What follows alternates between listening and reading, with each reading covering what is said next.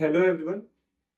आज हम डिफरेंशिएशन के बारे में पढ़ेंगे कि डिफरेंशिएशन एक्चुअली में क्या चीज है और कुछ बेसिक टाइप ऑफ डिफरेंशिएशन भी देखेंगे। तो इससे पहले वाले लेक्चर में मैंने बताया था कि स्ट्रेट लाइन क्या चीज होती है और उसकी इक्वेशन क्या होता है, y equals to m x plus c, जहाँ पे c इंटरसेप्ट होता है, m स्लोप होता है।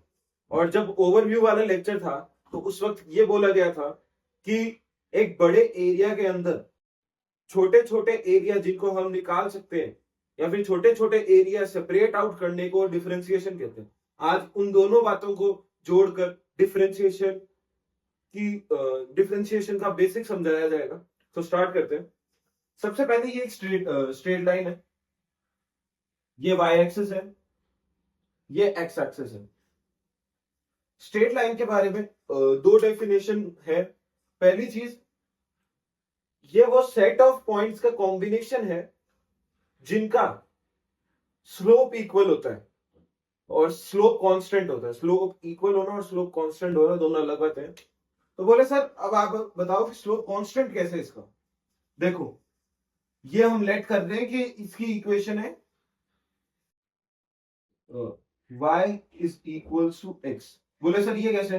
बोले y equals to m x plus c होता है। बोले सर होता है। c को हमने जीरो मान लिया क्योंकि हम यहाँ पे 0,0 से स्टार्ट कर रहे हैं। बोले सर ठीक है, तो y equals to m x हो गया।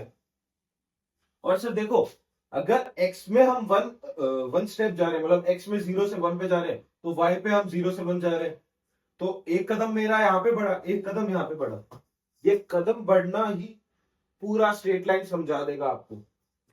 तो सर यहाँ पे ये भी जितना बढ़ रहा है ये भी उतना ही बढ़ रहा है, तो y अपॉन एक्स है वो 1 है। y अपॉन एक्स 1 है, तो m भी 1 हो गया। तो बोले सर आपने m इक्वल्स टू 1 मतलब स्लोप इक्वल्स टू 1 पे इस चीज को कंसिडर करा। बोले हाँ, स्लोप इक्वल्स टू 1 पे हमने इस चीज को कंसिडर करा। देखो, सबसे पहले हम m इक्वल्स टू 1 को समझते हैं और उसके बाद में m इक्वल्स टू 2 को समझेंगे, है ना। तो सबसे पहले स्लोप m इक्वल्स टू 1। बोले सर देखो, x में जितना आप बढ़े उतना आप y में बढ़े। बोले सर वेरी गुड। बोले 0 से आप 1 पे गए। बोले इसमें y में भी आप 0 से 1 पे गए। बोले उसके बाद 1 से 2 पे गए, तो यहाँ पे भी 1 से 2 पे गए। तो एक्चुअली में क्या चीज हो रही है वो समझने की कोशिश करना। जितना y के अंदर एक गैप में हम चले, मतलब 1 से 2 में हम y में कितना चले, 1 से 2 पे। तो सॉरी, x में हम 1 से 2 पे चले, तो y पे भी हम 1 से 2 पे चले। तो बोले सर ये कदम कितना हुआ? बोले ये 1 ही तो हुआ। और ये वाला कितना हुआ? ये भी 1 हुआ। तो एक पर्टिकुलर टाइम इंटरवल में जितना गैप हम y में कवर कर रहे हैं अपॉन जितना गैप हम x में कवर कर रहे हैं, उसी चीज को स्लोप कहते हैं। बोले सर वेरी गुड। जैसे हम m इक्वल्स टू 1 ले लेते हैं। बोले सर ठीक है, तो y upon x equals to 1। बोले ठीक है, अब x को 1 पुट कर दो, y कितना आ रहा है? बोले सर 1 आ रहा है। x को 2 पुट करोगे, y 2 आ रहा है। बोले सर आप m इक्वल्स टू 2 पे ले लो, y अपॉन एक्स 2 है, x को 1 ले लो, तो y कितना आ रहा है? 2 आ रहा है। x को 2 ले लो, y कितना आ रहा है? 4 आ रहा है। x को 3 ले लो, y कितना आ रहा है? 6 आ रहा है। तो एक्चुअली में चीज क्या हो रही है, जैसे ये x, ये जो वैल्यूज है इस पे डील करते हैं। y और y1 और y2, y1 y2 y3, x1 x2 x3। बोले y1 और y2 में कितना गैप है? बोले सर 2 का गैप है। तो y2 और y3 पे कितने का गैप है? बोले सर 2 का गैप है। x1 और x2 में कितने का गैप है? बोले 1 का गैप है। बोले सर ये तो बात जब आप कर रहे हो जब m इक्वल्स टू 2 है, मतलब स्लोप इक्वल्स टू 2 है। तो एक्चुअली मैं यही चीज समझाना चाह रहा हूं, स्लोप क्या चीज है। जब आप x में कुछ वैल्यू बढ़ोगे तो y में कितना वैल्यू बढ़ रहे हो, इस वैल्यू बढ़ने को आप चेंज भी कह सकते हो कि x जब 1 पे था और x मतलब x1 हुआ और x2 हुआ, मतलब x इक्वल टू 1 पे था और x इक्वल टू 2 पे था, तो उन दोनों में क्या फर्क आया? बोले सर 1 का ही फर्क आया। यहाँ पे 1 का फर्क आया, फर्क मतलब चेंज। तो चेंज इन x तो 1 का हो गया। तो सर उसी इंटरवल में चेंज इन y कितना है? बोले यहाँ पे देखो ना, यहाँ पे चेंज 2 का है। तो इस चीज को मैं हटा रहा हूं, m इक्वल्स 2 की बात कर रहे हैं ना, मतलब आप x में अगर 1 चले तो सेम टाइम पे y में 2 चले। बोले सर y में 2 चले बोल दो या फिर y में कितना चेंज हुआ ये बोल दो। बोले सेम बात है। बोले एकदम सही बात है। तो जब अगली बार x 1 से चलेगा ना, तब ये y फिर से 2 से चलेगा, y फिर से 2 से चलेगा। तो सर एक्चुअली मतलब क्या हो रहा है, मेरे को तो साफ साफ ये बता दो। इधर हम उन स्ट्रेट लाइन का, अभी मैंने डेफिनेशन बताया कि वो सेट ऑफ पॉइंट्स जिन सभी पॉइंट्स का स्लोप सेम रहता है और कांस्टेंट रहता है ना। कांस्टेंट तो जैसे x से ये स्लोप इसका ऐसा है, तो ये कांस्टेंट है थ्रू आउट द ग्राफ, ऐसा ही स्लोप होगा और सभी की स्लोप की वैल्यूज भी सेम आएगी, है ना। तो सर अगर सभी की सेम आएगी वैल्यू, तो हम अगर इस छोटे से गैप के बारे में, मतलब इस छोटी सी स्ट्रेट लाइन के बारे में अगर डील करें, तो उसका स्लोप भी सेम आना चाहिए। बोले वेरी गुड। और पहली बात तो ये, और दूसरी बात कि सर एक्चुअली में तो हम यहाँ पे चेंज ही डील कर रहे हैं ना। बोले कैसे? बोले सर अगर मैं 0 से 1 पे जा रहा हूं तो आप डायरेक्ट कह रहे हो कि x 1 चले, ऐसे ही बोल दो x में चेंज 1 का आया, क्योंकि जब आप 1 से 2 पे जाओगे तो आपको यह समझ में आएगा कि बीच में चेंज 1 का ही तो आ रहा है। चाहे आप 2 से 3 पे चल जाओ, चाहे 3 से 4 पे चल जाओ, चेंज तो 1 का ही रहेगा ना। ये चीज तो कांस्टेंट ही रहेगी ना, क्योंकि ये तो इस स्ट्रेट लाइन की डेफिनेशन ही है। ये स्ट्रेट लाइन ऐसे ही प्लॉट हुई है कि ये इस चीज को हर पॉइंट में सेटिस्फाई करेगी। बोले सर वेरी गुड। तो जब हम इस छोटे सी चीज को डील करते हैं, उससे पहले एक चीज बता दूं।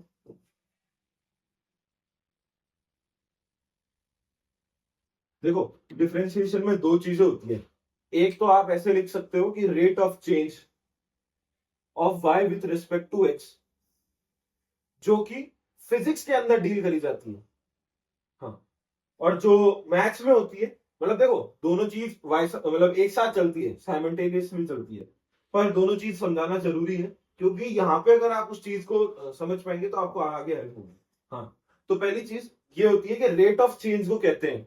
रेट मतलब रेट, यहाँ पे रेट ही तो गिन रहे हैं ना। रेट को वैसे आप अगर मतलब वैसे अगर आप देखना चाहें तो रेट को आप इस तरीके से जज करते हैं। देखो जैसे किस रेट से पानी गिर रहा है ना, किस रेट से गाड़ी का जो व्हील है वो घूम रहा है। रेट को आप कैलकुलेट करने के लिए डिवाइड को यूज करते हो।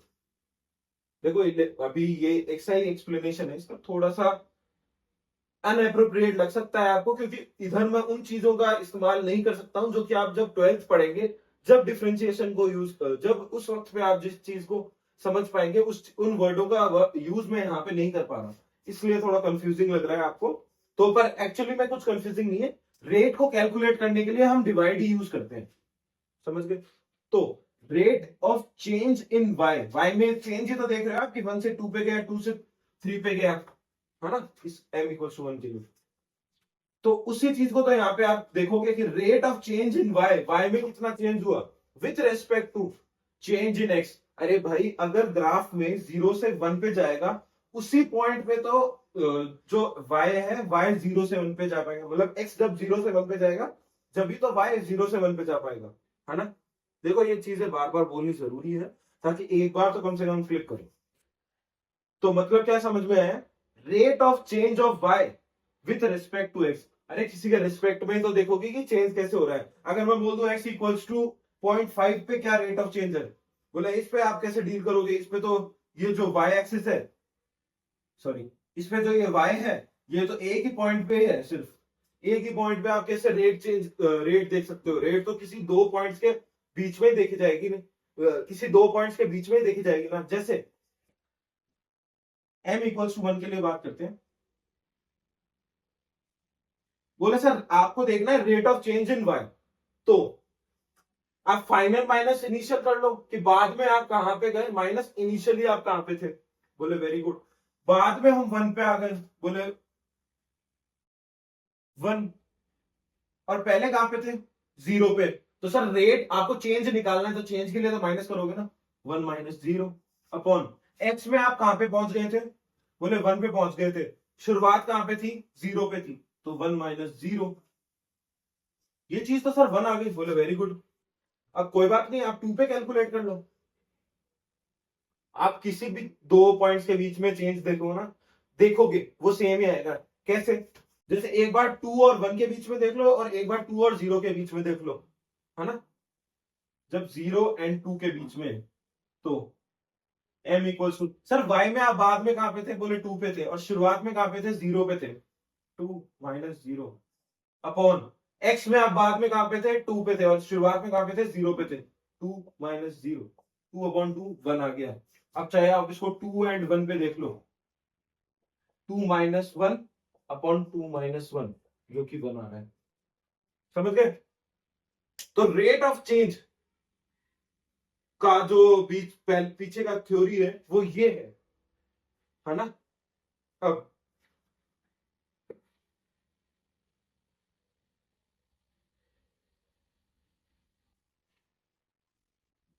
जो इस चीज का दूसरा पहलू था वो देख लो, कि मैंने बोला इस छोटे से पॉइंट के बारे में डील करते हैं।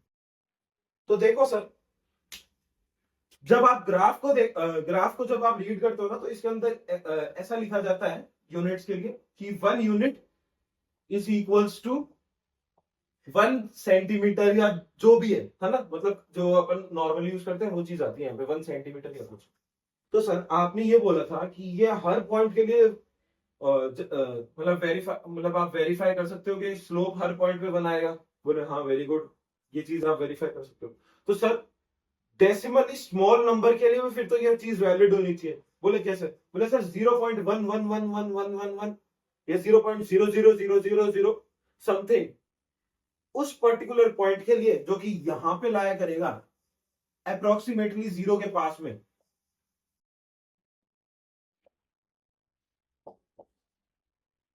उसके लिए भी फिर तो ये वैलिड होना चाहिए। बोले एकदम सही बात है। तो सर अब उस चीज को आप डिनोट कैसे करोगे, मेरे को तो ये चीज बता दो। पहली डेफिनेशन तो वो गई रेट ऑफ चेंज वाली, अब ये दूसरी डेफिनेशन समझा रहा हूं, है ना। तो सर एक काम करो, आपको स्लोप देखना है। बोले हाँ देखना है। स्लोप क्या होता है, y अपॉन एक्स होता है। और सर आप y को y की तरह रिप्रेजेंट नहीं कर सकते, क्योंकि जो यूनिट्स है वो बहुत ज्यादा छोटी है। तो सिंपल है ना, छोटे से y को लिख दो dy, और छोटे से x को लिख दो dx। बोले तो मतलब क्या मतलब हुआ इसका, छोटे से x के चेंज के रेस्पेक्ट में जो छोटे से y के अंदर जो चेंज आया है, वापस सुनो, छोटे से x के रेस्पेक्ट में जो चीज नीचे लिखी जाती है ना, उसके रेस्पेक्ट में ही चेंज यहां पे देखा जाता है। मतलब देखो, पहले तो ये चीज समझ में आ गई, 2 बार बोल चुका हूं। जो चीज यहां लिखी जाती है ना उसका चेंज देखा जाता है, और जो चीज नीचे लिखी जाती है ना उसके रेस्पेक्ट में चेंज देखा जाता है। और यहां पे जो चीज होगी ना उसका इस चीज से डायरेक्ट रिलेशन होगा। बोले सर इस चीज से इस चीज से क्या कर रहे हो आप, डायरेक्ट एक्स बोलो ना। जरूरी नहीं है हर बार यहाँ पे एक्स होगा। आप ग्राफ भी थोड़ी हर वक्त डील करोगे, अभी फिजिक्स चालू होगी तो आप टाइम को भी डील करोगे, है ना। तो इसलिए मैं बोल रहा हूँ यहाँ पे जो चीज होती है उसके रेस्पेक्ट में इसका चेंज देखा जाता है। तो बोले सर आपने स्मॉल y लिख दिया और स्मॉल x लिख दिया, इन दोनों का रेशो ले रहे हो जिससे आपको रेट कैलकुलेट करने में आसानी होगी। बोले सर ये चीज तो समझ में आ गई, पर आपने ये यहाँ पे ग्राफ क्यों ड्रॉ करा था। आपने बोला था एरिया को तोड़ने को हम डिफरेंशिएशन कहते हैं। ये जो चीज है ना, देखो ये एक रैंडम ग्राफ है, जिसमें आप बोलोगे कि सर हमें अगर एरिया निकालना होगा ना तो इसका तो हम एरिया ऑफ रेक्टेंगल लगा के कर देंगे, और उसके बाद में इसमें हम छोटा सा कुछ पार्ट जोड़ देंगे जिससे इसके पूरे का एरिया हो जाएगा। बोले अगर ऐसी चीज हो रही होती तो इस एरिया का तो कुछ महत्व ही नहीं हुआ। क्यों? क्योंकि ये आप अच्छी तरह कैलकुलेट नहीं कर पा रहे ना कि ये एरिया एक्चुअली में कितना है। तो चलो एक बार इसको जूम करके देखते हैं ये एरिया कितना है।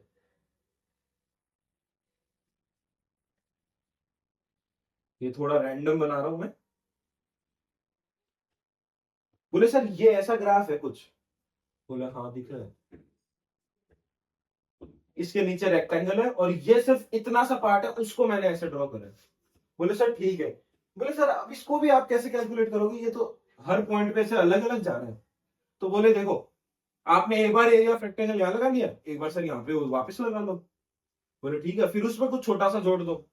बोले ऐसे कितनी बार करेगा? एक बार तो यहाँ पे एरिया ऑफ रेक्टेंगल लगाएगा, यहाँ पे एक बार लगाएगा, और ऐसा जरूर इसके बाद में भी कितने सारे स्मॉल स्मॉल सेक्शंस बन जाएंगे जिसका एरिया तो निकाल नहीं पाएगा ढंग से, क्योंकि इस वाले पार्ट का एरिया तो तूने निकाला ही नहीं। तो बोले इसमें है ना आप स्ट्रेट लाइन का इस्तेमाल लेते हैं। आप इतना छोटा इंटरवल कंसिडर कर लो। देखो ये इतना छोटा इंटरवल है कि ये एक स्ट्रेट लाइन बन जाएगा। बोले सर हाँ, ये बात समझ में आती है क्योंकि स्ट्रेट लाइन के बारे में अभी हमने पढ़ा, इसका हम स्लोप निकाल सकते हैं, इसमें हम rate of change of y निकाल सकते हैं। बोले sir rate of change of y निकालोगे तो उससे क्या होगा? बोले अगर रेट ऑफ चेंज वाई निकाल सकते हैं तो किसी के तो रिस्पेक्ट में निकालेंगे जो कि एक्स होगा, जिससे हम बीच का रिलेशन निकाल पाएंगे कि वाई कितना बढ़ रहा है तो एक्स कितना बढ़ रहा है, जिससे क्या होगा सर? बोले उससे इसके एरिया निकालने में हेल्प मिलेगी। तो ये इतने से पार्ट को हमने ये स्ट्रेट लाइन बना दिया। तो बोले सर वेरी गुड, अब है ना इधर एक ट्राइंगल बन चुका है, अब इस ट्राइंगल का तो मैं एरिया निकाल सकता हूं। अब एक बात बताओ, ये तो एक ट्राइंगल है जो कि इसका भी इतना छोटा पार्ट है कि डेसिमली स्मॉल नंबर का जो मतलब डेसिमली स्मॉल नंबर है जिसका इमेज मैंने यहाँ पे रेप्लिकेट करा है। बोले एक बार तो इसका निकालेगा और उसके बाद पता ही नहीं कितनी बार इसका निकालेगा, उसके बाद एरिया रेक्टेंगल लगाएगा और उसके बाद में भी इतनी सारी चीज करेगा। तो फिर मैथमेटिशियंस जो थे ना उन्होंने दिमाग लगाया कि देखो आने वाले भविष्य में इतना दिमाग नहीं लगाना पड़े, इसके लिए क्या करें? बोले सर क्यों, मैं तो इतना ही दिमाग लगाऊंगा, मेरे को एरिया ऑफ ट्राइंगल भी आता है, एरिया ऑफ रेक्टेंगल भी आता है। तो भैया कैलकुलस का इन्वेंशन कैसे होता? तो ये थ्योरी है, क्योंकि यहाँ पे आप rate of change of y भी निकाल पाओगे, rate of change of x भी निकाल पाओगे, जो कि इतना स्मॉल होगा कि उसके आगे डीवाई डीएक्स लगाना पड़ेगा। ये थ्योरी है कि कैलकुलस का इन्वेंशन क्यों हुआ। ये चीज को मैंने बोल दिया, लेकिन उसको अपने वर्ड्स में खुद देखना। देखो इसका एक्सप्लेनेशन ऐसा ही होगा, इसके अलावा कुछ एक्सप्लेनेशन नहीं है। इसको और डीप ले जाना है वो टाइम वेस्ट हो जाएगा। इसके अंदर आपको समझ में आ जाना चाहिए कि देखो यहां से अगर हम वाई और एक्स का रिलेशन निकाल पाएंगे और उससे पूरा सॉल्विंग हो पाएगा। पर एक्चुअली थ्योरी यही है। अब जो मैंने वर्ड्स बोले उनको आप अपने शब्दों में फ्रेम करोगे और उसके बाद में उस चीज को खुद से एक बार रिपीट करोगे ना, जब अच्छी तरीके से समझ में आएगा। So with this I welcome you all to differentiation. So अब स्टार्ट करते हैं नेक्स्ट पार्ट जो कि होगा some basic differentiations. So start करते हैं। सो नाउ स्टार्ट करते हैं। अभी थोड़ी देर में आपकी स्क्रीन पे लिस्ट ऑफ डिफरेंशिएशन आएगा कि किस चीज का डिफरेंशिएशन क्या होता है। बेसिकली वो फॉर्मूले जिनका फिजिक्स के इनिशियल में बहुत इंपॉर्टेंस रहेगा, और एक दो फॉर्मूलाज का प्रूफ आएगा कि उन चीज का डिफरेंशिएशन मतलब उस पर्टिकुलर चीज का डिफरेंशिएशन वो क्यों है। उससे पहले जो कि बेसिक डिफरेंशिएशन है वो हमें अभी बोर्ड पे देख लेते हैं।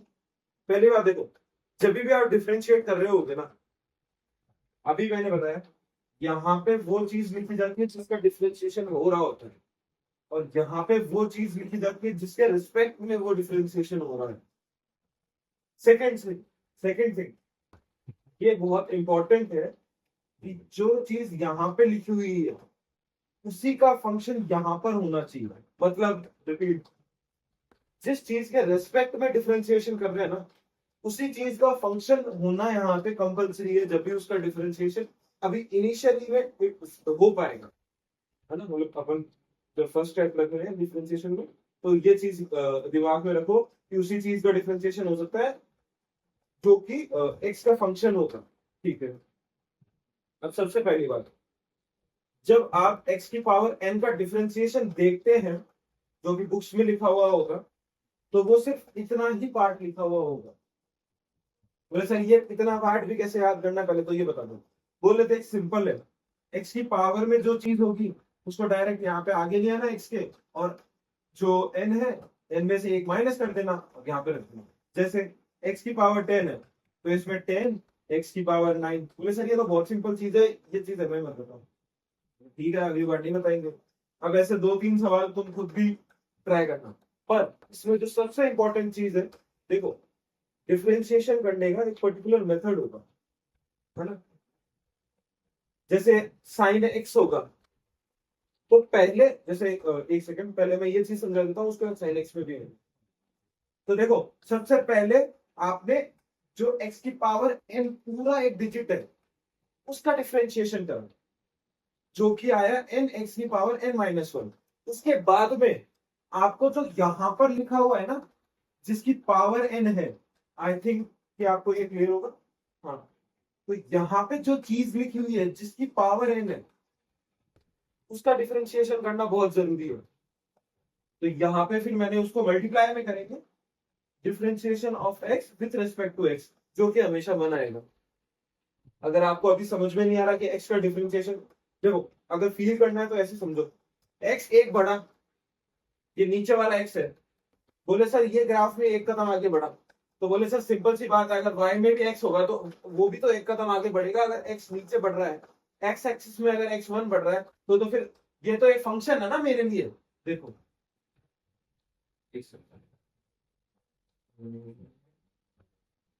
आई होप यहाँ पे विजिबल होगा।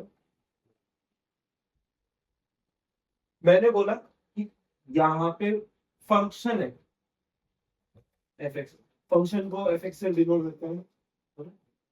फंक्शन भी मान लो एक बार, पर वैसे फंक्शन को एफ एक्स से डिनोट। तो मैंने बोल दिया देखो सर यहाँ पे जो फंक्शन है ना, जो वाई एक्सिस पे वैल्यूज है वो मैं एक्स के बराबर रख रहा हूँ, और ये बोले सर ये तो पहले से ही एक्स के बराबर है, एक्स एक्सिस है। तो बोले सर अगर मैं यहाँ पे 0 से 1 पे जाऊंगा तो बोले एक्स एक्सिस पे क्या वैल्यू आएगी। बोले यार सिंपल सी बात, अगर x 1 आ गया तो इधर y को भी 1 होना पड़ेगा, क्योंकि y is equals to x मैंने दे रखा है। तो ये जो y इक्वल्स टू x है ना, यही बात मैं यहाँ पे समझाना चाहता हूँ। तो सिंपल सी बात, अगर यहाँ पे 1 आया और यहाँ पे भी 1 आया तो 1 1 कट होगा और ऊपर 1 होगा, या फिर 2 2 होगा तो 2 और 2 कट होगा और ऊपर 1 आ जाएगा। सिंपल बात है ना, किसी भी सेम चीज को अगर आप ऊपर और नीचे कट करोगे तो वो उसका आंसर 1 आ जाएगा सिंपली, है ना। तो ये एग्जांपल हो गया, इस चीज को एक बार समझ लेना। अगर आपको वीडियो में ये चीज आप समझ नहीं आई है तो अभी साइन का एग्जांपल देते।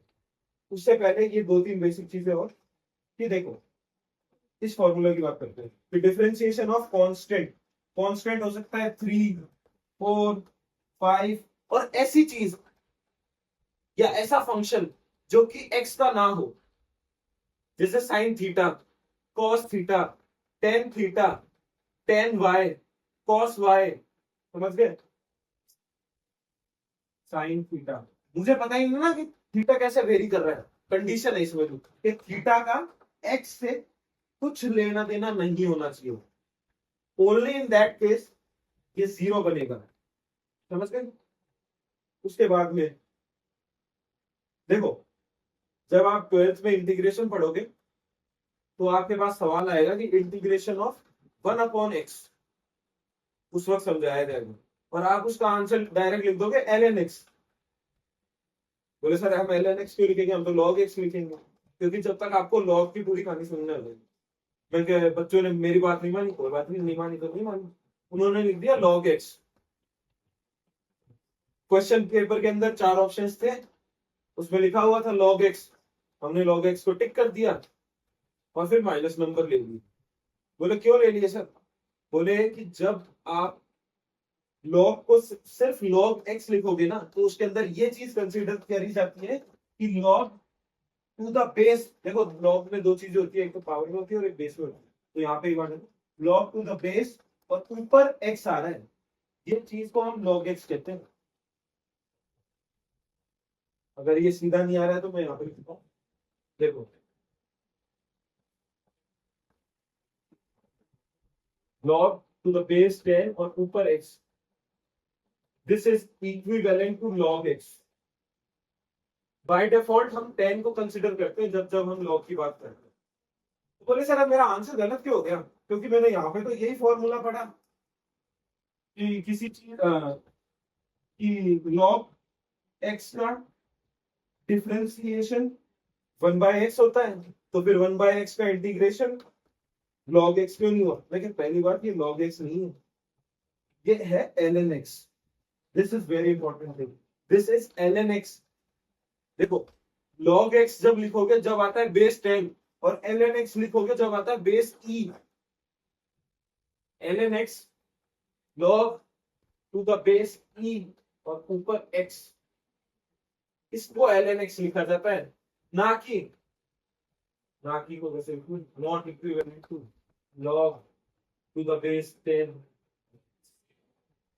ये बेसिकली डिफरेंशिएशन है, लेकिन इस चीज में आपको कैसे अलग अलग करना है, सेपरेट कैसे करना है, वो चीज बताई जा रही है, तो ये चीज भी समझ में आ गई। अब एक चीज मैं साइन का बता देता हूँ, इस साइन में ये वाली चीज कैसे यूज होगी, और उसके बाद में एक इंपॉर्टेंट थिंग है, और उसके बाद में प्रोडक्ट रूल को फॉलो करेंगे, मतलब उसकी तरफ बढ़ेंगे।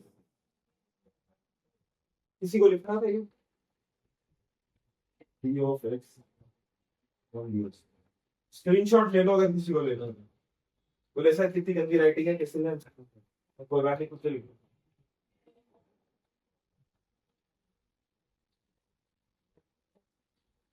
इतनी देर ये चीज पढ़ लो। बोले सर हम भी पढ़ेंगे तो आपके पास क्यों आए, कोई बात नहीं, मैं पढ़ के बता देता हूँ।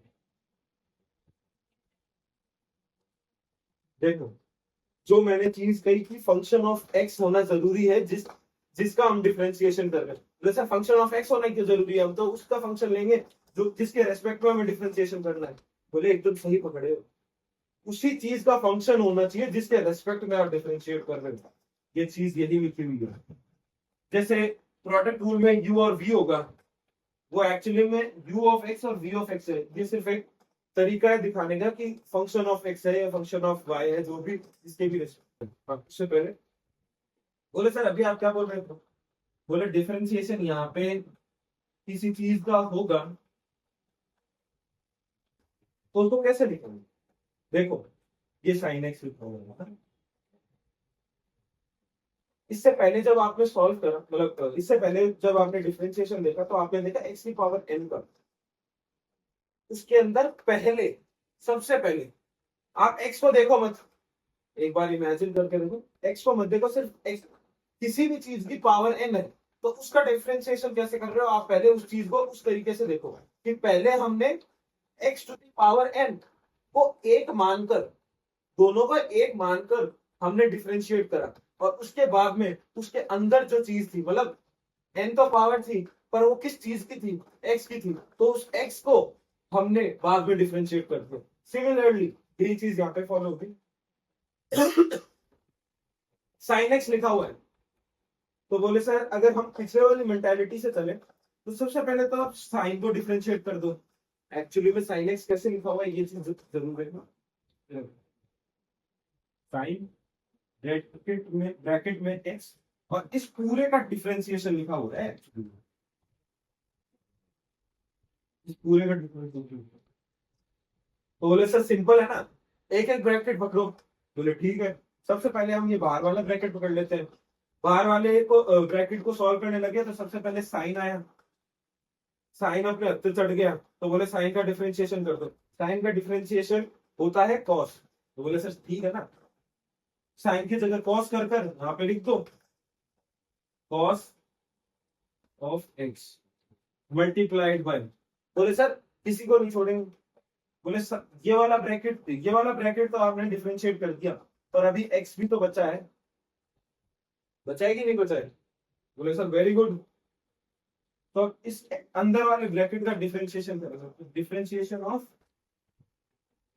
अंदर वाला bracket with respect to x. और ये अभी अभी क्या बताया था, बोले सर 1 ही तो होता है नहीं। Very good. इस वजह से साइन एक्स का डिफरेंशिएशन कॉस एक्स आ जाता है। ये चीज अगर अभी से आपको समझ में नहीं आ रही है, तो जब आप डिफरेंशिएशन, ओनली डिफरेंशिएशन की क्वेश्चंस करेंगे, जब आपको ये प्रॉब्लम फेस होगी, बोले सर इसकी जगह बताऊं क्या सवाल आएगा, आपको क्या लगता है, आपको क्या लगता है साइन एक्स का डिफरेंशिएशन आएगा? बोले नहीं आएगा सर, साइन एक्स का डिफरेंशिएशन क्यों आएगा? तो बोले किस चीज का आएगा? बोले बताते हैं, हटा दूं?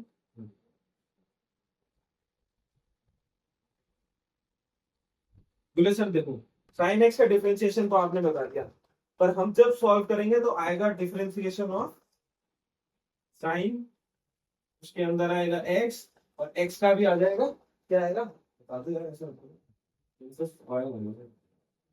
ठीक है, मुझे कोई प्रॉब्लम नहीं है, वो भी एक्स के रिस्पेक्ट में आएगा। Very good. So sine of x square, देखो इससे पहले लेकिन मुझे आपको दूसरी चीज समझानी पड़ेगी। ये चीज हम डिस्कस करेंगे, लेकिन उससे पहले ये चीज डिस्कस करना जरूरी है।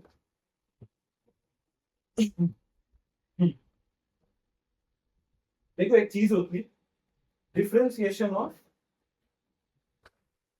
फॉर एग्जांपल मैंने डिफरेंशिएशन आपको बोल दिया 3x square with respect to x. तो बोले सर देखो अभी तो आपने बोला था कि कांस्टेंट का डिफरेंशिएशन 0 होता है। बोले वेरी गुड। तो बोले ये तो 3 है। बोले सर 3 तो x के इंडिपेंडेंट है। बोले सही बात है, x ये 3 तो एकदम कांस्टेंट चीज है, 3 का डिफरेंशिएशन 0।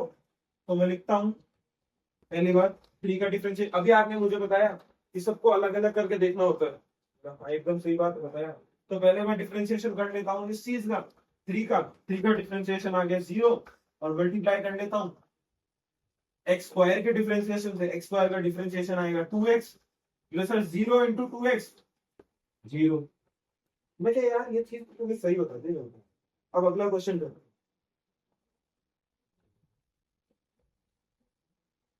अब देखो सर,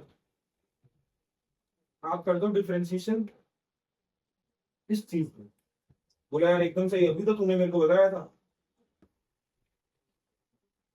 सर देखो डिफरेंशिएशन tan का करते हैं सबसे पहले, tan का डिफरेंशिएशन आ गया 0, क्योंकि आपने बोला कांस्टेंट का डिफरेंशिएशन 0 होता है, और मल्टीप्लाई कर देते हैं एक्स क्यूब के डिफरेंशिएशन से, एक्स क्यूब का डिफरेंशिएशन हो जाएगा 3x स्क्वायर, आंसर आ गया 0। बोले यार क्या वंडरफुल स्टूडेंट हो तुमने, तो पूरी कैलकुलस को तहस नहस कर दिया। अगर यही चीज हो रही होती, हर कांस्टेंट का अगर आगे लिखना उसका डिफरेंशिएट, उसके डिफरेंशिएशन को 0 बना देता, तो कैलकुलस जैसी ब्रांच मैथ्स की डेवलप ही नहीं हो पाती। जैसे साफ साफ बोला ही गलत हो। देखो जब भी आप ऐसी चीज का डिफरेंशिएशन कर रहे हो जिसके मल्टीप्लाई के अंदर एक्स का कोई फंक्शन हो, बोले सर कैसे?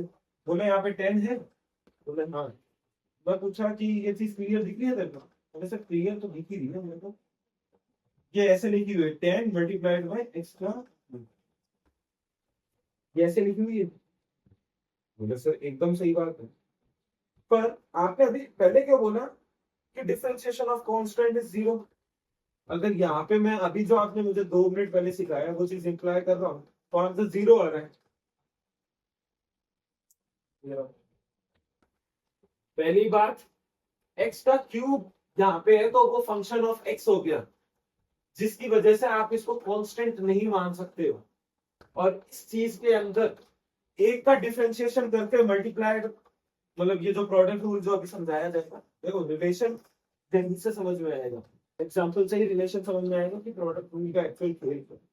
और इससे पहले जो एग्जांपल था जिसमें एक्स की पावर n था, ये तीनों इंटर रिलेटेड है।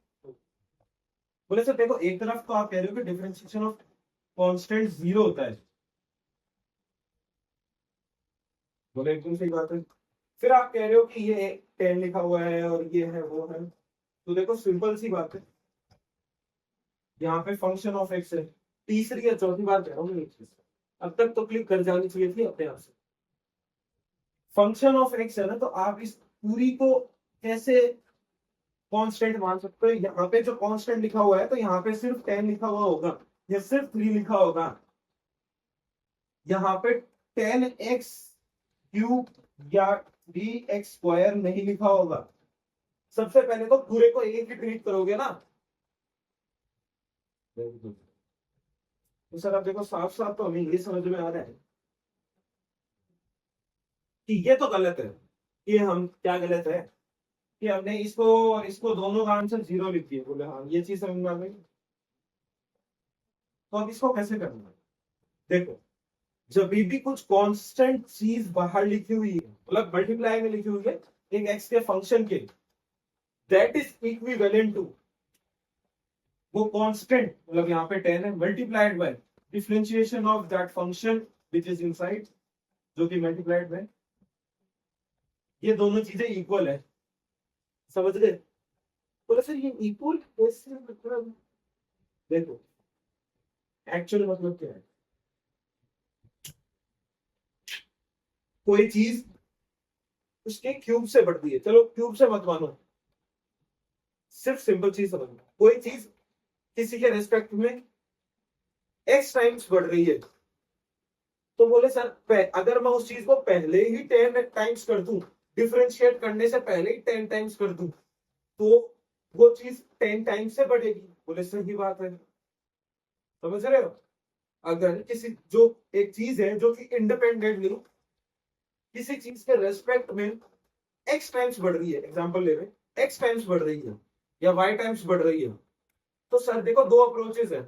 अगर मैं उसको डिफरेंशिएट होने से पहले ही कांस्टेंट टाइम्स बढ़ा दूं,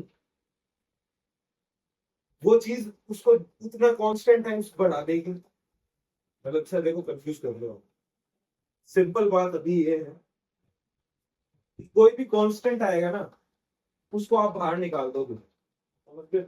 और जो चीज मैं समझाना चाह रहा था वो ये थी, अगर सिर्फ इस एक लाइन से आप समझ पा रहे हो तो वेल एंड गुड। अगर नहीं समझ पा रहे तो आप क्लास 12 का अंदर जब डिफरेंशिएशन पढ़ोगे जब समझाएंगे कि किसी चीज को अगर डिफरेंशिएट करने से पहले किसी दूसरी चीज से मल्टीप्लाई कर देते हैं ना, जो कि कांस्टेंट हो, that will always be equal to ऐसी चीज जो कि डिफरेंशिएट हो चुकी है उसको उस कांस्टेंट से मल्टीप्लाई कर देने से। क्योंकि बोले सर कांस्टेंट तो चाहे t इक्वल्स टू 0 पे या x इक्वल्स टू 0 पे देख लो और x इक्वल्स टू इंफिनिटी पे देख लो, वो तो सेम ही रहेगा ना।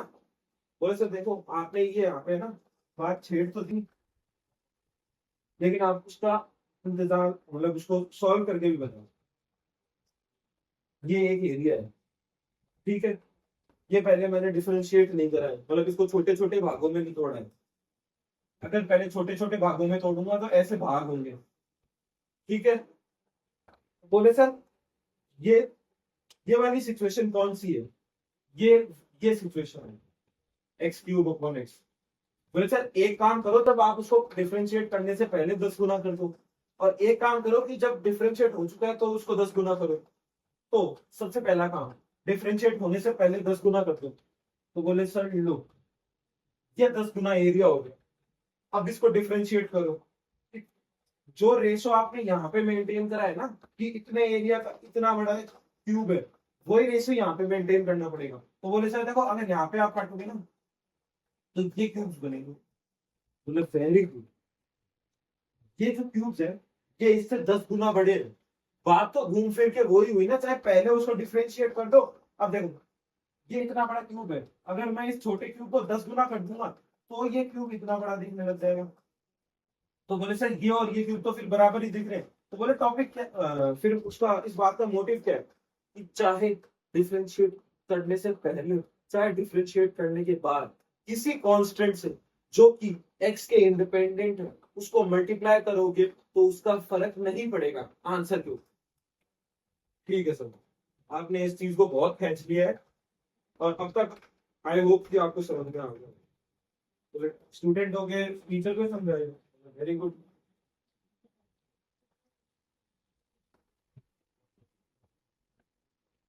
जो साइनेक्स वाली चीज है वो आगे बताई जाएगी।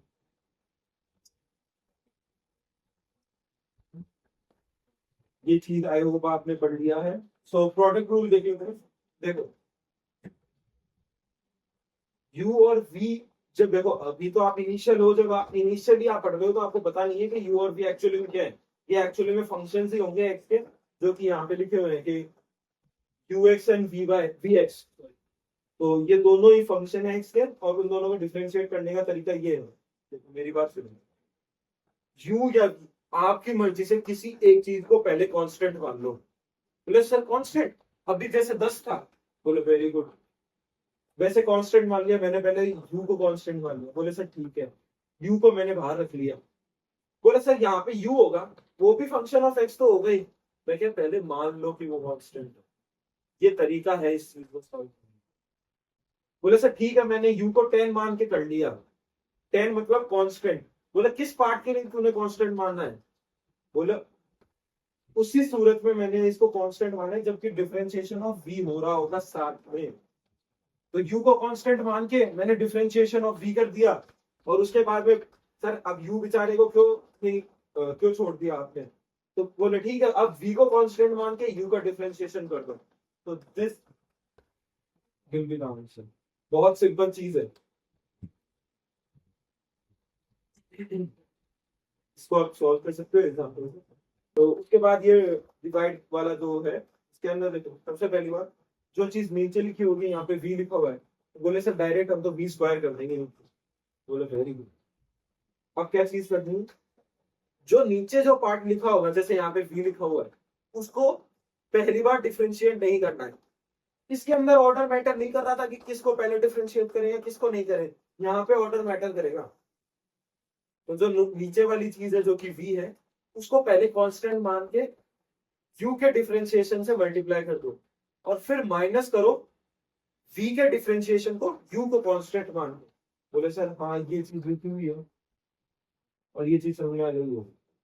आई थिंक यहाँ पे मतलब शेडो वगैरह नहीं आ रहा हो, या फिर यहाँ से आपको विजिबल होगा।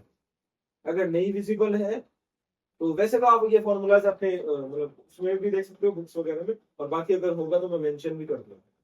ठीक है, तो बोले सर ये बात है तो अब हो गई। इसके बाद बचता क्या है? बोले सर आपने एक चीज तो बताई नहीं। बोले क्या? यहाँ पे क्या लिखा? डिफरेंशिएशन ऑफ यू एक्स को हम यू डैश एक्स भी लिखते हैं। डिफरेंशिएशन ऑफ तो हम यू डैश भी लिखते हैं। समझ गए? देखो सिर्फ डिनोट करने का तरीका है, और ये जो डिनोट करने के तरीके हैं कि इसलिए इंपॉर्टेंट है क्योंकि जो जेई का क्वेश्चन आएगा और उसके अंदर जो 4 ऑप्शंस होंगे ना, वो ये लैंग्वेज यूज करेंगे। आपको यहाँ पे खुद की लैंग्वेज को यहाँ पे खुद की लैंग्वेज को इन्वेंट नहीं करना है, बल्कि जो एनटीए ने लैंग्वेज बना रखी है उसी को फॉलो करते हुए आंसर निकालना है बाकी नंबर में। बोले सर वेरी गुड, ये चीज हो गई, और यहाँ पे बेसिक डिफरेंशिएशन कंप्लीट हो चुका है। अब थोड़ा कंपोनेंट लेना सीखते हैं, और उसके बाद काइनेमेटिक्स में एंटर करते हैं, और उसके बाद में बताया जाएगा कि डिस्टेंस डिस्प्लेसमेंट, जो मतलब आई थिंक लास्ट वीडियो में मैं बोल चुका हूँ कि डिस्टेंस डिस्प्लेसमेंट में क्या फर्क है, स्पीड वेलोसिटी में क्या फर्क है, और टाइम का, जैसे डिस्टेंस डिस्प्लेसमेंट दो चीजें हैं, वैसी दो चीजें क्यों नहीं।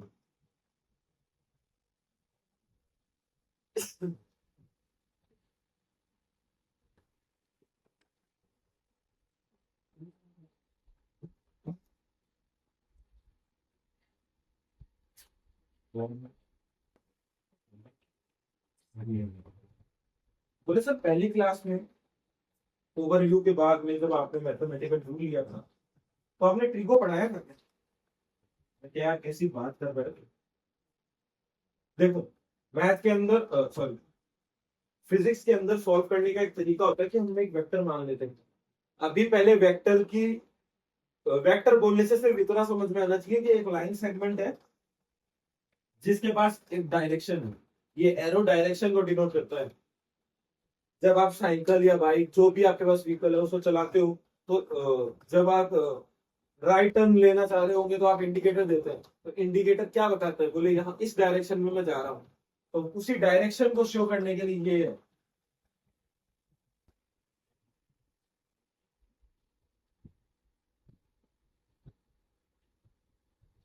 Choose direction.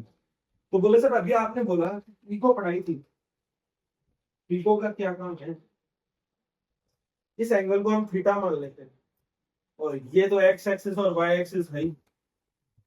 बोले ठीक है, इसको टेल कहते हैं और इसको हेड कहते हो। बोले सर इतना हेड उड मत बोलो। बोले एक तो वो जगह है जहां से आपको डायरेक्शन दिख रही है और एक उसका स्टार्टिंग पॉइंट है कि वो चीज कहां से स्टार्ट हो रही है। Very good. बोले सर देखो एक परपेंडिकुलर ड्रॉ कर देखो परपेंडिकुलर एक्चुअल चीज क्या है। देखो अभी तो एक चीज समझो कि परपेंडिकुलर वो डिस्टेंस होता है या पर जो परपेंडिकुलर जब हम किसी एक्सिस के रिस्पेक्ट में ड्रॉ करते हैं ना तो वो सबसे शॉर्टेस्ट डिस्टेंस होता है इस चीज का इस एक्सिस से। ओके, तो सर देखो आपने परपेंडिकुलर ड्रॉ कर दिया, ये थीटा हो गया। बोलो मैं क्या करूँ, सिंपल सी बात है, इसको पी मान ले, इसको बी मान ले और ये तो एच मान ही ले। बोले सर वेरी गुड। या नहीं मानो, मतलब परपेंडिकुलर और बेस दो चीज नहीं मानो तो एक बार सिर्फ रिप्रेजेंटेशन। तो बोले सर देखो ये वाली जो चीज है अगर मेरे को ये निकालनी हुई कि बी की क्या लेंथ है तो मैं कैसे निकालूंगा। तो कहा तुमने सवाल तो बहुत अच्छा पूछा है। अब दूसरा बच्चा खड़ा हो गया, बोले सर अगर मुझे ये परपेंडिकुलर निकालने को बोल दिया कि बताओ इसकी शॉर्टेस्ट डिस्टेंस क्या है एक्स एक्सिस से। बोले सर मैं वो कैसे निकालूंगा। तो ये भी अच्छा सवाल है।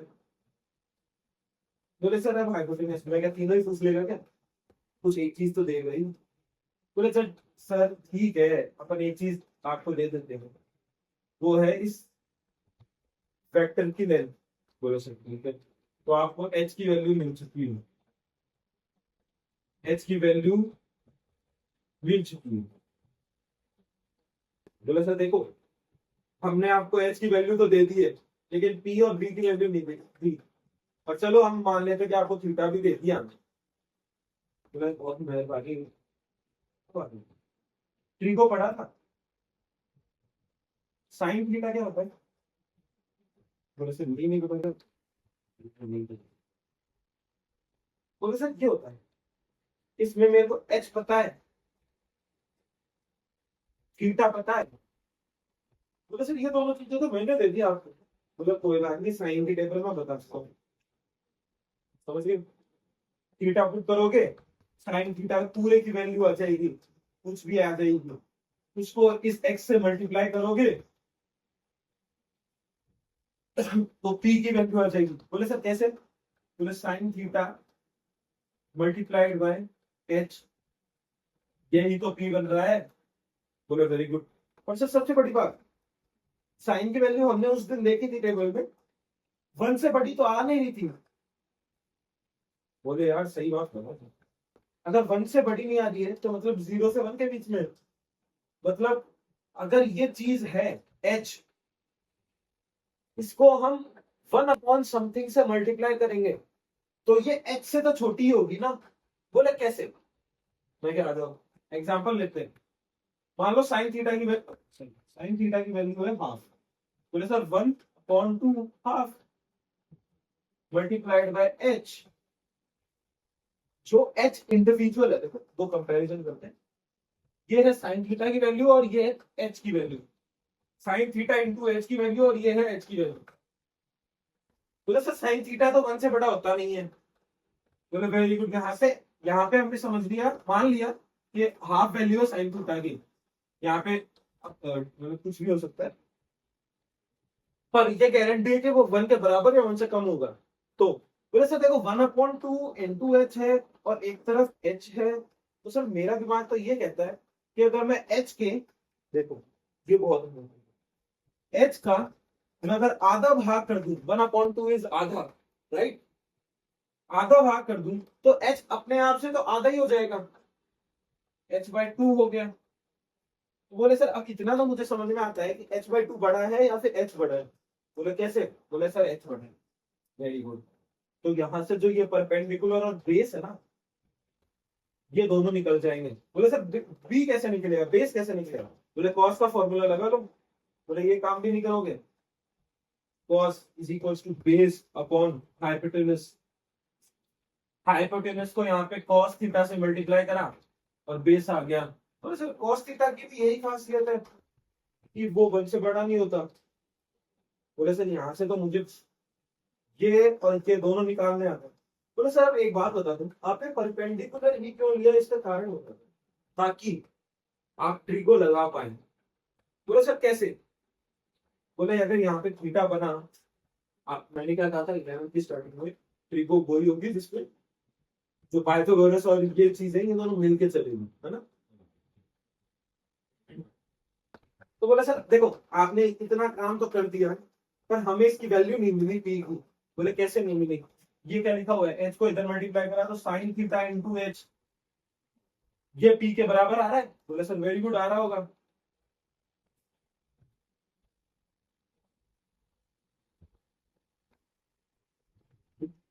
सर मैंने पी को लिख दिया एच साइन और थीटा।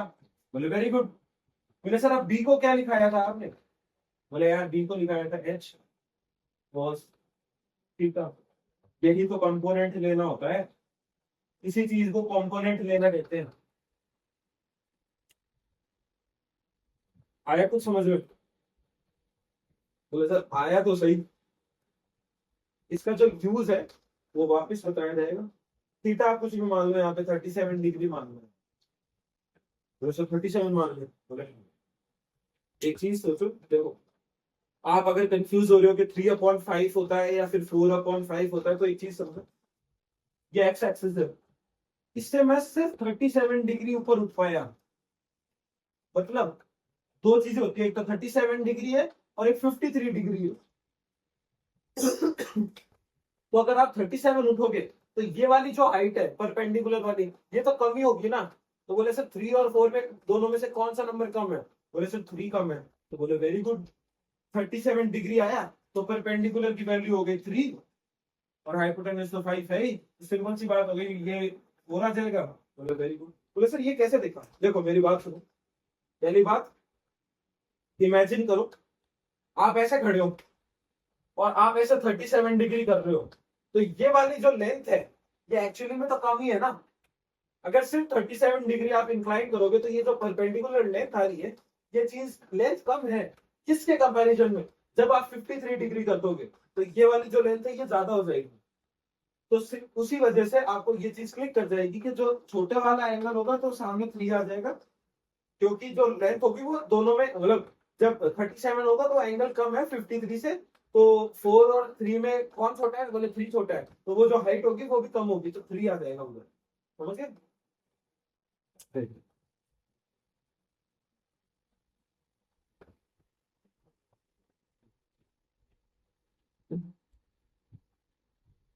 डिस्टेंस डिस्प्लेसमेंट,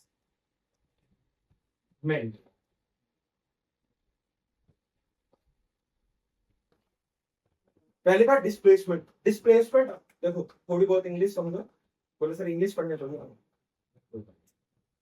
डिस्प्लेस कोई चीज अपनी जगह पे नहीं पड़ी हुई है, मतलब मेरा इनिशियल पॉइंट ये था और फाइनल पॉइंट भी यही था, तो मेरा डिस्प्लेसमेंट मतलब अपनी जगह से मैं कितना आना था उस चीज को डिस्प्लेसमेंट कहते हैं। कितनी दूर गया इस पॉइंट को, जैसे मान लो ये 0 डिग्री, ये मेरे लिए 0 रेफरेंस पॉइंट है। अब इससे मैं इधर भी, इधर एक कदम बढ़ सकता हूँ, इधर एक कदम बढ़ सकता हूँ, पीछे एक कदम बढ़ सकता हूँ, और इधर दीवार के अंदर, बोले सर दीवार में कैसे जाओगे? दीवार तोड़ के एक कदम अंदर जा सकता हूँ। बोले इधर भी जा सकते हो सर, फिर इधर भी जा सकते हो, इधर भी जा सकते हो, इधर भी जा सकते हो। आपका डिस्प्लेसमेंट मतलब आपने जिस पॉइंट को रेफरेंस माना है उससे कितनी दूर किसी भी डायरेक्शन में, सॉरी किसी भी डायरेक्शन, मतलब चाहे आप इधर जाओ चाहे इधर जाओ, डिस्टेंस जो रहेगा ना, मतलब दूरी, डिस्टेंस हमेशा डायरेक्शन इंडिपेंडेंट रहेगा। तो सर कैसे? अभी तो आप बोल रहे थे डिस्प्लेसमेंट रहेगा, मैंने बोला डिस्प्लेसमेंट इस पॉइंट को रेफरेंस मानते हुए जिस जगह पे मैं गया आगे, नेट नेट मतलब मैं पहले इधर आया और उसके बाद इधर आया, तो एक्चुअली में जो मेरा रेफरेंस पॉइंट था उससे मैं कहाँ पे आया, मतलब सिर्फ यहाँ पे आ गए हो। This is displacement and what is distance. Sir मैं पहले इधर आया तो एक कदम चला, इधर आया तो मैं 2 कदम चला, तो एक्चुअली में मैं अपने ओरिजिन से कितनी दूर हूँ, 2 कदम दूर हूँ। ये मेरा स्टार्टिंग पॉइंट था, इससे पहले मैं इधर गया 1 कदम, इससे इधर आया 1 कदम, तो एक्चुअली डिस्टेंस क्या है, डिस्टेंस को ना एडिटिव है, पहली बार डिस्टेंस एडिटिव है, बोले एडिटिव या एडिटिव, बोले एडिटिव। डिस्टेंस को तो किसी भी डायरेक्शन का हो, जैसे ये मान ले कि ईस्ट में गया पहले, तो उसके बाद नॉर्थ में चला गया, मुझे क्या लेना देना है किधर भी गया होगा। ईस्ट के अंदर 1 कदम गया, नॉर्थ में 1 कदम गया, तो टोटल कदम कितने चला, बोले 2 कदम चल गया, बोले वेरी गुड, डिस्टेंस हो गया 2 कदम या जो भी है। अब इधर सेम बात, बोले ये मेरा इनिशियल था, 1 कदम मैं गया ईस्ट में, 1 कदम गया मैं नॉर्थ में, बोले मुझे तो नेट बता दे, नेट नेट कितना मिला। बोले सर पहले मैं नेट इधर था, इधर गया फिर इधर आया, तो नेट कितना हुआ। बोले नेट के लिए तो कैसे निकालेगा भाई, नेट के लिए देखो पहली बात, जो भी डायग्राम होगा उसमें 90 डिग्री, वैसे तो जरूरी नहीं है, पर अभी समझा रहा हूँ इनिशियल में, इसलिए सिर्फ आपको मैं समझा रहा हूँ कि जब 90 डिग्री है तो कैसे अपन निकालेंगे, क्योंकि इसमें पाइथागोरस लग जाएगा, वरना चाहे आप ये कर लो और ये कर लो, फिर भी डिस्प्लेसमेंट तो यही चीज रहेगी इनिशियल से, चाहे आप ये कर लो और ये कर लो, फिर भी डिस्प्लेसमेंट तो ये रहेगा, समझे। बोला सर 1 कदम में यहाँ चला, 1 कदम यहाँ पे चला, एक्चुअली में मैं कितना चला, बोले सर रूट 2 चले हो ना सर, सिंपल सी बात है। बोले किस डायरेक्शन में चला, देखिए सर नॉर्थ ईस्ट में चले हो आप, वेरी गुड यार, this is the difference between distance and displacement. बोले सर अब सेम चीज है ना, आप हमें स्पीड और वेलोसिटी के बारे में बता दो। बोले सर ये क्या करते हैं, क्योंकि मुझे तो इतना ही काम करते हैं, ठीक। बोले क्या, बोले इधर नाम बताइए, इधर 1 कदम को 1 कदम प्रति घंटा मान लो, समझ रहे हो, सेम चीज है। स्पीड में इधर चाहे एक की स्पीड से जाऊं, इधर चाहे मतलब इधर चाहे एक की स्पीड से जाऊं, इधर एक की स्पीड से जाऊं, किधर भी जाऊं, वो स्पीड वन वन ही काउंट करी जाएगी रिस्पेक्टिव ऑफ मिनट। और इसके अंदर जैसे इसका एक अच्छा एग्जांपल देता हूँ जो कि काइनेमेटिक्स में काम आएगा।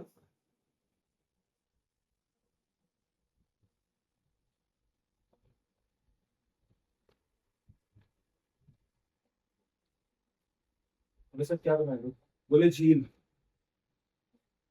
एक बोट वाला है यहाँ पे इस पॉइंट पे, और इसको इस पॉइंट पे जाना है, या फिर सामने वाली साइड पे जाना है उस पॉइंट पे नहीं। तो एक्चुअली में उसको क्या चीज हो रही है, मतलब वो जब बोट पानी में उतारेगा तो बोट तो चल रही है इस डायरेक्शन में, पर उसको जाना है इस डायरेक्शन में, अगर वो हाथ पैर नहीं मारेगा तो फिर वो इस डायरेक्शन में पहुंच सकता है, बोले सर कैसे पहुंच सकता है, वो तो इधर चला जाएगा ना, इसलिए इसको अपना वेलोसिटी है वो इस डायरेक्शन में रखना पड़ेगा। बोले सर पानी इसको इधर ले जा रहा है, पानी को तो ये रोक नहीं सकता, तो कैसे नहीं रोक सकता, यार समुद्र में पानी इधर ले जा रहा है, अपनी शक्ति से ये इस तरफ जा रहा है, तो एक्चुअली में ये कहाँ जा रहा है, बोले सर किस डायरेक्शन में जा रहा है, बोले सर कैसे, बोले ये और ये 90 डिग्री है तो ये 45 पे निकलना होगा, अगर हम कंसिडर करते हैं इसकी और इसकी स्पीड इक्वल है, मतलब ये भी एक की स्पीड से जा रहा होगा और ये भी एक की स्पीड से जा रहा होगा, समझ गए। तो ये इस तरफ जा रहा होगा रूट 2 की स्पीड में, जो बाहर से मतलब इस पॉइंट से कोई लड़का इसको देख रहा होगा ना, तो ये महसूस कर रहा होगा कि ये इस पाथ को फॉलो कर रहा है, ये जो एरो से बनाया हुआ है, और इसकी स्पीड क्या हो रही है उसको दिखेगी कि ये रूट 2 की स्पीड से इधर जा रहा है। हो गई, चलो सर ठीक है, ये चीज तो हमें समझ में आ गई। अब जो मैंने टाइम की बात करी थी ना, टाइम की ऐसी चीज क्यों नहीं होती? तो देखो, इसका 11th और 12th से लेना देना नहीं है। ये कमेंट मैं अपने आप से या जो भी आप आर्टिकल्स पढ़ते हो और ये चीजें हैं, इनसे मैं बोल देता हूँ। टाइम किसी चीज के लिए, देखो आपकी मेंटेलिटी के हिसाब से बोल रहा हूँ, इसको जज मत करना। टाइम किसी के लिए भी, अगर मैं भी हूं, आप भी हैं, कोई थर्ड पर्सन भी है, रिलेटिव नहीं है।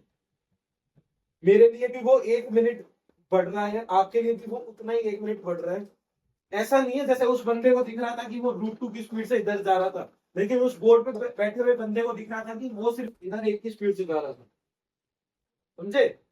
वो बाहर जो बंदा था उसको लग रहा था कि बोर्ड और वो लड़का साथ में इस तरीके से जा रहे हैं, पर जब वो अंदर बोर्ड के अंदर बैठा वो लड़का था, उसको सिर्फ ऐसा लग रहा था कि वो इस तरफ ही जा रहा है सिर्फ।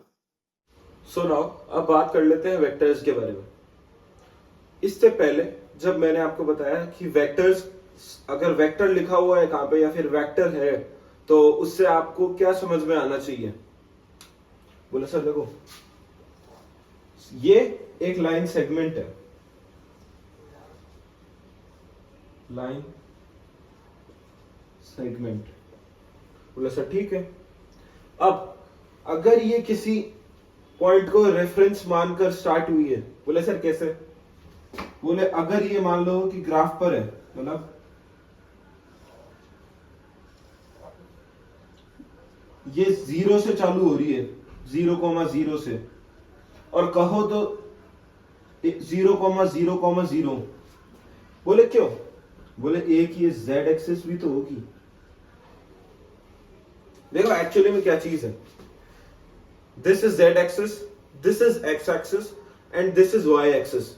तो ये जहां से स्टार्ट हो रही है ना, जिस पॉइंट से, इस पॉइंट को 0,0,0 कहते हैं। तो बोले सर उससे क्या मतलब है? बोले इस जगह पर आपके वेक्टर का, मतलब इस जगह पे मतलब 0,0,0 पर आपके वेक्टर का इनिशियल पॉइंट होगा, और ये किसी डायरेक्शन में, चाहे वो XY प्लेन हो, चाहे वो YZ प्लेन हो या XZ प्लेन हो। देखो XZ प्लेन कैसे होगा? देखो अभी बताया ये Z, ये X और ये Y। तो ये जो दो चीजें, मतलब इस पूरे फ्रेम में जो चीजें आएगी वो X और Y प्लेन में आएगी। अब ये Z एक्सिस है, ये X एक्सिस है। तो इस प्लेन में, जैसे मेरा हाथ इधर घूम रहा है हवा में, इस प्लेन में, इस इमेजिनरी एरिया में जिसमें ये सारे पॉइंट्स आएंगे, जिसमें y 0 होगा, उसको उसको x और z प्लेन कहते हैं। उसके बाद में कौन सा बच गया? y और z। बोले this is y and this is z। तो ये पूरा प्लेन, मान लो एक इमेजिनरी शीट लगी हुई है, कागज, मतलब कागज की शीट होती है ना, तो मान लो कि ये एक शीट है बहुत बड़ी सी, दिस इज YZ प्लेन। समझ में आ गया प्लेन क्या है? तो वेक्टर के बारे में ये इनिशियल पॉइंट हो गया, ये कोई ना कोई डायरेक्शन बता रहा होगा। बोले सर फिर तो यही डेफिनेशन होनी चाहिए कि एक लाइन सेगमेंट होगा। बोले लाइन सेगमेंट से क्या समझ में आता है? कि एक फिक्स मैग्नीट्यूड होगा। देखो फिजिक्स में आपको कई बार सॉल्विंग के लिए वेक्टर्स ज्यादा जरूरी है, समझने के लिए वेक्टर ज्यादा जरूरी नहीं है। क्योंकि अगर आप फिजिक्स को सिर्फ वेक्टर्स के बेसिस पे समझोगे तो कंफ्यूज भी हो सकते हो और सिंप्लीफाई भी कर सकते हो अपने आंसर को, लेकिन ये सॉल्विंग के लिए ज्यादा जरूरी है। अगेन सबसे पहले ये एक लाइन सेगमेंट है। लाइन सेगमेंट से समझ में आता है कि इसका एक फिक्स्ड मैग्नीट्यूड होगा, जैसे कोई ना कोई कांस्टेंट वैल्यू होगी, 5, 6, कुछ भी, 7.1, कुछ भी हो सकता है। ठीक है, कॉम्प्लेक्स नंबर नहीं होगा, क्योंकि कॉम्प्लेक्स नंबर एक इमेजिनरी प्लेन के अंदर होता है, जो कि इन तीनों में अपन रिप्रेजेंट नहीं कर सकते, और अभी आपके कोई इमेजिनरी प्लेन नहीं है ना। मतलब इमेजिनरी प्लेन कैसे होता है? देखो कॉम्प्लेक्स नंबर का ये सवाल है, लेकिन यहां पे बता देता हूं। ये नंबर लाइन है, इसमें ये 0 है, इसमें 1 है, इसमें 2 है, अप टू इंफिनिटी। इधर -1 है, इधर -2 है। एक्चुअली में जो आप पढ़ते हो ना, वो सिर्फ आप इस चीज को पढ़ते हो, इसको क्या बोलते हैं, हॉरिजॉन्टल। इस हॉरिजॉन्टल पे जितने नंबर है ना, आप सिर्फ उस चीज को पढ़ते हो। बोले सर कैसे? बोले देखो इसमें नेचुरल नंबर भी आ गया, होल नंबर भी आ गया, इंटीजर भी आ गया, इसमें बीच में डेसिमल नंबर्स भी आ गए, रैशनल इरैशनल नंबर्स भी बीच में आ जाएंगे, है ना। लेकिन ये जीरो इसको मान लो, ये जो नंबर है इस प्लेन के अंदर, इसको कैसे डिनोट करोगे? बोले सर जो अपन लाइन, जो नेचुरल लाइन का है, सॉरी जो नंबर लाइन हम जानते हैं उस पे तो 1 है, लेकिन y एक्सिस पे क्या है ये हम नहीं कह सकते। तो बोले this is what imaginary number is. इसको इमेजिनरी नंबर कहते हैं, है ना। चलो ये चीज तो अभी काम नहीं आएगी, लेकिन बात कर लेते, उसके बारे में बात कर लिए। तो देखो वेक्टर से क्या समझ में आया? पहली बार लाइन सेगमेंट है, तो लाइन सेगमेंट है तो मैग्नीट्यूड फिक्स है। अब इसके बाद मैं नहीं बोलूंगा कि मैग्नीट्यूड फिक्स है, कम से कम 3 बार बोल चुका हूं। उसके बाद में एक इनिशियल फिक्स्ड पॉइंट होगा,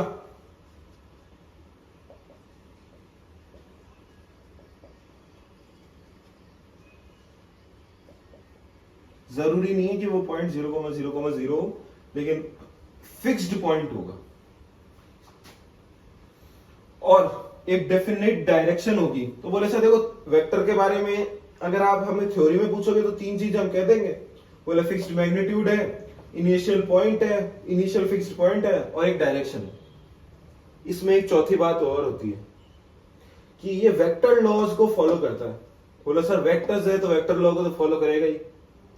वेक्टर लॉ ऑफ एडिशन भी होता है, जो कि अभी बताऊंगा मैं। जस्ट ये जैसे वेक्टर लॉज को फॉलो करता है, तो वेक्टर लॉज अपने आप में ही एक डिफरेंट डायमेंशन हो जाती है कि जिसके अंदर वेक्टर्स को कैसे ऐड करा जाता है, कैसे सब्ट्रैक्ट करा जाता है, 2 वेक्टर्स पैरेलल हो तो उन्हें कैसे डील करता है, कैसे डील करते हैं, कोप्लेनर हो तो कैसे डील करते हैं, and these type of things, जो कि आप आगे पढ़ोगे। लेकिन इसमें चौथा पॉइंट क्या आ जाता है? Follow vector law. बोले सर आपने ये 3-4 चीजें लिख तो दी, अब इसका मतलब थोड़ा समझा दो। बोले ठीक है समझाते हैं। समझ लिया? ठीक है।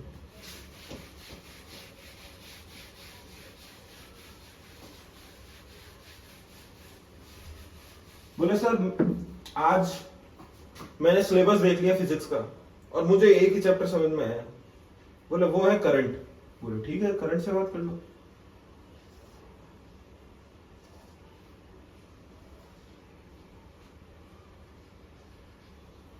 देखो इस तरफ से ये ज्यादा वोल्टेज है, ये कम वोल्टेज है, वो उस चीज को छोड़ दो, ये सिर्फ मैंने बता दिया। इधर से 3 एम्पियर का करंट इस डायरेक्शन में जा रहा है, इधर से 4 एम्पियर का करंट इस डायरेक्शन में जा रहा है। तो बता दो इस वायर में कितना करंट है। सिमिलरली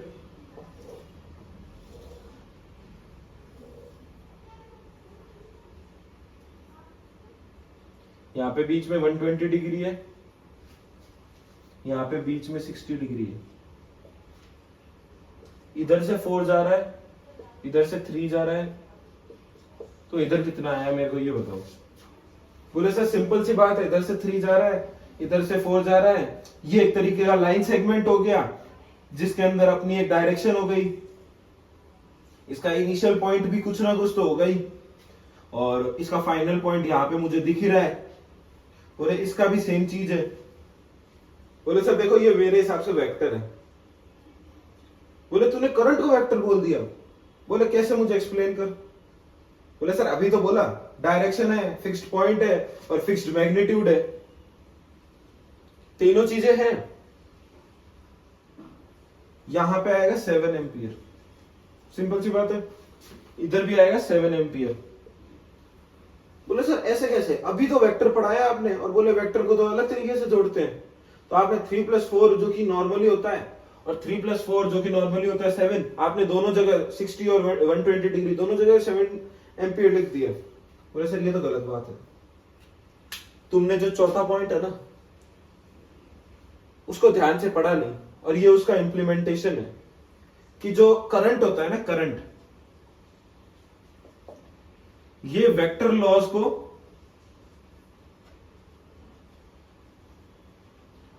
फॉलो नहीं करता, समझ गए? तो चाहे वायर के बीच में 60 डिग्री हो, है ना, चाहे 180 डिग्री हो, चाहे कुछ भी हो, ये ऐसे सीधे के सीधे ही जुड़ेगा। करंट वेक्टर लॉज को फॉलो नहीं करता। बोले सर ठीक है, अब ये तो समझ में आ गया करंट कम से कम एक वेक्टर नहीं है। बोले वेरी गुड। बोले सर आपने अभी तक दोनों चीजें बोल दी कि वेक्टर ये होता है और वेक्टर ये नहीं होता। पहली बात वो 4 पॉइंट्स समझ गए आप। उसके बाद में मान लो ये एक वेक्टर है, इनिशियल पॉइंट यहाँ है, ये भी एक वेक्टर है जिसका इनिशियल पॉइंट यहाँ है, मतलब यही है, और ये ऐसे इस तरफ गया है। किसी भी वेक्टर को आप उसके पैरेलल वेक्टर से सब्स्टिट्यूट कर सकते हो। बोले सर कैसे? इधर मान लो कि 60 डिग्री है, अब मैं इस पॉइंट पे इसी से 60 डिग्री होना चाहिए, है ना? तो मान लो कि इधर मैंने एक इमेजिनरी लाइन बना ली, इधर से 60 डिग्री ले लिया और इधर से मैंने एक वेक्टर बना दिया।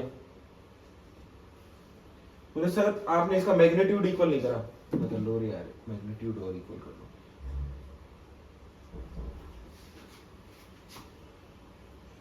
देखो अब जो इन दोनों का, देखो दो वेक्टर्स का जब हम समिशन करेंगे ना, तो जो वेक्टर आता है उसको रिजल्टेंट वेक्टर कहते हैं, समझ गए?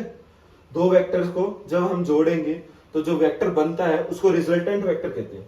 तो इन दोनों के, मतलब इसके और इस वेक्टर के रिजल्टेंट जो वेक्टर आएगा ना, वो इक्वल होगा इसके और इसके रिजल्टेंट से। वो सर कैसे निकालते हैं? बोले वो समझाया जाएगा, लेकिन यहां पे सिर्फ ये समझाया गया है कि किसी भी वेक्टर को उसके पैरेलल। बोले पैरेलल कैसे? बोले सर ये चीज और ये चीज तो पैरेलल हो गई ना। बोले कैसे हो गई?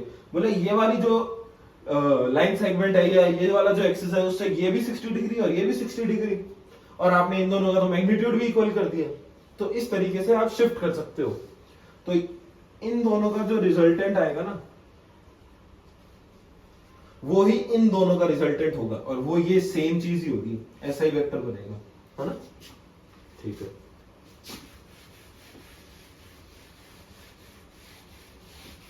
बोले सर अब ना थोड़ा ए डॉट बी और ए क्रॉस भी थोड़ा सा बता दोगे क्या? देखो ए डॉट बी, ये दोनों वेक्टर है, mod of a mod of b cos theta, जहां पे थीटा एक्यूट कंसिडर करेंगे। बाकी देखो जो कॉस थीटा आप देखो स्टार्टिंग से स्टार्ट करते हैं। ये एक वेक्टर है, ये एक वेक्टर है, बीच में 60 डिग्री कर दो। जो कॉस थीटा की, देखो इसमें जो थीटा हमने एक्यूट लेने की बात करी है ना, तो एक्चुअली में तो जो कॉस थीटा होगा ना, उससे आपको सिर्फ वैल्यू देखनी है कि वैल्यू क्या आ रही है, √3/2 आ रही है, 1/2 आ रही है, या 1/√2 आ रही है, XYZ कुछ भी आ रही है। पर जो नेगेटिव और पॉजिटिव साइन आएगा ना, वो आपको वेक्टर्स के रिजल्टेंट से देखना होगा। जैसे ये आएगा तो इसका ऐसा आएगा रिजल्टेंट, ये वेक्टर है तो इसका इधर कोई आएगा, समझ रहे हो आप? तो इससे आपको समझना पड़ेगा कि जो इन दोनों का रिजल्टेंट आएगा वो नेगेटिव आएगा पॉजिटिव आएगा, वो आपको बताया जाएगा। लेकिन यहाँ पे सिर्फ ये कहना चाह रहा हूं, थीटा आप यहाँ पे एक्यूट कंसिडर कर लो, जिससे आपको कॉस थीटा पूरे की वैल्यू पता चल जाए, और नेगेटिव पॉजिटिव बाद में लगा दोगे आप, समझ गए?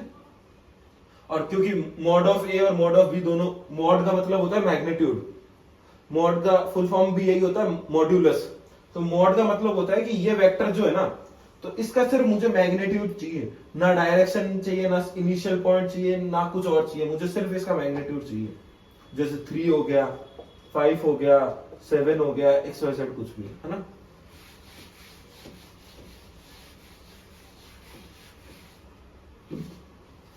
बोले सर आपने तो यहाँ पे सिर्फ फॉर्मूला बता दिया इसका है, थोड़ा समझा देते तो अच्छा रहता।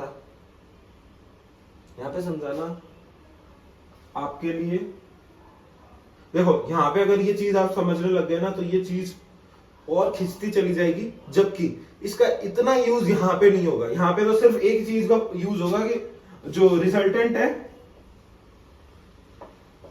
रिजल्टेंट की वैल्यू क्या होती है, वो होती है a का स्क्वायर प्लस b का square plus sorry a square plus b square plus 2ab cos theta, है ना।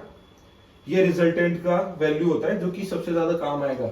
और a का cos b होता है मॉड ऑफ a, देखो a cross b mod of a mod of b sine theta. और sine theta तो वैसे भी है ना 0 से लेकर 180 तक पॉजिटिव रहता है। ये चीज यहाँ पे बहुत काम आएगी जब आप a क्रॉस b पढ़ोगे। लेकिन अभी के लिए वेक्टर्स इतना ही था। और इन चीजों को अगर एक्सप्लेन करना है a डॉट b और a क्रॉस b को, तो एक सेपरेट वीडियो में मैं इसको एक्सप्लेन कर दूंगा। लेट मी नो, मतलब कमेंट सेक्शन में बता देना। और बाकी आपको मेन तो यही काम आएगा, रिजल्टेंट, है ना।